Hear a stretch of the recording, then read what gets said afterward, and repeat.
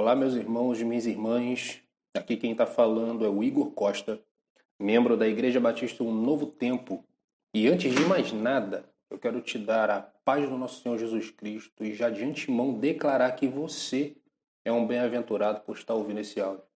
E eu creio que ele irá abençoar e muito a sua vida. Bem, eu trouxe um texto para que nós meditássemos nesse momento. E esse texto de reflexão, ele está lá em Hebreus, no capítulo 3, versículos 12 e 13. E o texto diz o seguinte: Tenham cuidado, irmãos, para que nenhum de vocês tenha um coração mau e descrente, que se afaste do Deus vivo. Pelo contrário, animem uns aos outros todos os dias durante o tempo que se chama hoje, a fim de que nenhum de vocês seja endurecido pelo engano do pecado. Bem, eu queria refletir com os irmãos nesse texto porque temos vivido tempos estranhos. A palavra é essa. Tempos estranhos, com acontecimentos estranhos, que a minha geração nunca passou e por muitas vezes nós questionamos todas essas situações. Porém, são poucas as vezes em que nós conseguimos observar uma situação como essa para olharmos para nós mesmos como igreja, como sociedade, como cidadão, entendeu? Como que nós deveríamos nos portar numa situação como essa. E eu queria aqui fazer um exercício de reflexão com você, meu irmão, você, minha irmã, para entendermos um pouco o que está acontecendo no nosso cotidiano, na nossa vida. Tudo mudou a partir de então. O advento do coronavírus, de alguma forma, mudou a nossa forma de análise, de pensar mundo, de pensar necessidades. E o que a gente vê muito aí na internet, a gente vê fotos, vê aquelas coisas de expectativa e realidade. E eu queria fazer aqui uma comparação de expectativa e realidade hoje do que o mundo tem como expectativa. Nós víamos que o mundo estava alinhado na questão de bens, na questão de conquistas, na questão econômica. Nós debatemos muito sobre política, nós temos a expectativa de ter um bom líder governamental, nós temos a expectativa de ter um bom emprego, a expectativa de um bom salário, a expectativa de conquistar uma casa própria, um carro novo. Nós temos sim grandes expectativas e o mundo nutre essas expectativas de relacionamentos saudáveis, expectativas de conquistas, enfim, uma boa faculdade, uma boa formação. E a realidade, muitas das vezes, nesse mundo, bate a porta com algumas frustrações. Porque quando nós pensamos em um bom emprego, nós vemos que não temos um bom emprego, pensamos num bom salário e nem sempre nós temos o salário que nós almejamos, desejamos. Na questão política, a mesma coisa. Eu vejo até muitas questões hoje na vida política da própria igreja.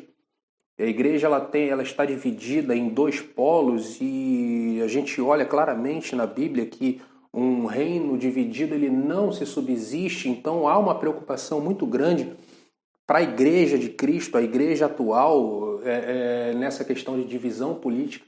É uma situação a qual nós, como servos de Deus, nós temos que olhar para Cristo e não para homem, não para fulano, para ciclano, buscando um Messias terreno. Pelo contrário, nós sabemos quem é o nosso Messias, nós sabemos quem é o Cristo que deu a vida por nós e nós sabemos qual é o objetivo principal que nós temos como cristãos, que o reino é eterno, o reino é de glória e o reino é para sempre, com Cristo, com o Filho de Deus. Mas essa expectativa do cristão ela tem se misturado com a visão do mundo, né? E essa expectativa barra realidade que o mundo tem foi fortemente impactado com essa questão do coronavírus. E agora a gente saiu desse raciocínio, dessa questão de expectativa e realidade, e agora nós vemos uma onda de otimismo contra o pessimismo. O otimismo é de que vamos para cima, vamos continuar trabalhando, vamos continuar lutando, vamos continuar vivendo, porque a gente precisa trabalhar, eu não posso perder meu emprego, a gente tem que ir para cima, é só uma gripezinha. A visão otimista de que a gente pode enfrentar tudo e vamos conseguir e que nada pode nos parar. E a gente também se depara com um lado pessimista, que é aquele que é apocalipse, acabou, o mundo acabou, agora não falta mais nada, tudo vai acontecer e a gente vai perder emprego, a gente vai perder salário, a gente vai perder tudo e a gente não vai conseguir mais ir para a rua, e se eu botar o pé na rua eu vou pegar o vírus e eu vou morrer e não vai ser somente eu, vai ser minha família e tal, enfim. Um cenário de pessimismo de um lado, um cenário de otimismo do outro, e muitas das vezes negando a realidade dos fatos. Tanto o lado do otimismo quanto o lado do pessimismo. Nega-se a realidade dos fatos. E o mundo está um caos. O mundo realmente está um caos. Está um caos porque ele busca, de alguma forma, uma alternativa para poder viver esse momento, para poder viver essa situação. E na falta dessa expectativa, na falta desse lugar onde ele consiga de alguma forma resolver os seus problemas, ele tem caído na questão do desespero, na questão da depressão, na questão da falta de perspectiva. E esse cenário de falta de perspectiva, esse cenário de falta de paz, de falta de fé, tem afetado agora, irmãos, e é onde eu quero chegar, a Igreja de Cristo. E a Igreja de Cristo, ela está sendo de forma clara, influenciada por as questões que o mundo tem passado atualmente. A Igreja de Cristo, ela tem se deixado levar por situações às quais o mundo entra em colapso e ela tem deixado de olhar a Cristo. Ela tem deixado de olhar o objetivo final do cristão, a vida cristã. O que nós estamos vivendo, isso de fato é bíblico, não é bíblico? Ou a minha vida e a sua vida não foi entregue nas mãos do Senhor? E é isso que eu quero refletir com os meus irmãos nesse áudio aqui que nós estamos conversando, porque esse texto ele é peculiar, meus irmãos. Ele é peculiar porque ele inicia no versículo 12 dizendo: tenham cuidado, irmãos, para que nenhum de vocês tenha um coração mau e descrente que se afaste do Deus vivo. O texto ele vai iniciar com uma advertência. Cuidado. Cuidado nós podemos enxergar como vigilância. E se nós realmente não tomarmos cuidado, meus irmãos, cuidado do nosso coração, cuidado da nossa mente, cuidado em absorver todas as informações que vêm, nós de fato podemos ser impactados com o alarmismo, com o pessimismo. Nós de fato somos vulneráveis a notícias de tragédia, notícias de complicações. E se nós não tivermos essa vigilância de, além de ouvir essa situação, colocar a nossa vida, colocar a nossa mente, o nosso espírito condicionado à palavra de Deus, nós começamos a realmente ficar descrentes, a perder a nossa fé. E nesse momento, meus irmãos, a única coisa que nós não podemos perder é a fé. A fé que nos move a dar um passo na frente, porque além de tudo isso que tem acontecido, e nós aqui do Rio de Janeiro, a violência ela tem sido constante, ela é nossa vizinha praticamente, ela anda ao nosso lado, a gente sai e não sabe se consegue voltar. O emprego que a gente tem hoje, a gente não sabe se a gente vai voltar empregado ou se a gente vai perder o emprego no dia seguinte. Então, a vida do cristão ela é baseada em fé. A vida do cristão ela precisa estar baseada na fé. Na fé de quê? Na fé do nosso Deus, que supre todas as nossas necessidades. Então, a partir do momento em que nós deixamos de ter cuidado, o nosso coração se torna descrente. Se torna descrente e, a partir desse momento, ele também se torna mau.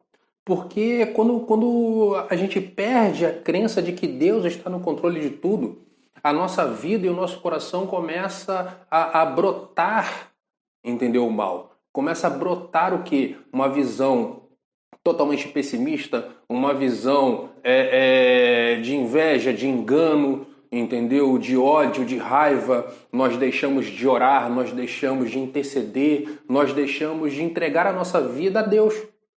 E se nós não tivermos esse cuidado de orar, de continuar uma vida de oração, uma vida devota a Deus, de leitura da palavra, sermos prudentes no nosso andar, no nosso caminhar, entendeu? Saber analisar tudo que está ao nosso redor e entregar nas mãos do Senhor e fazer a coisa correta.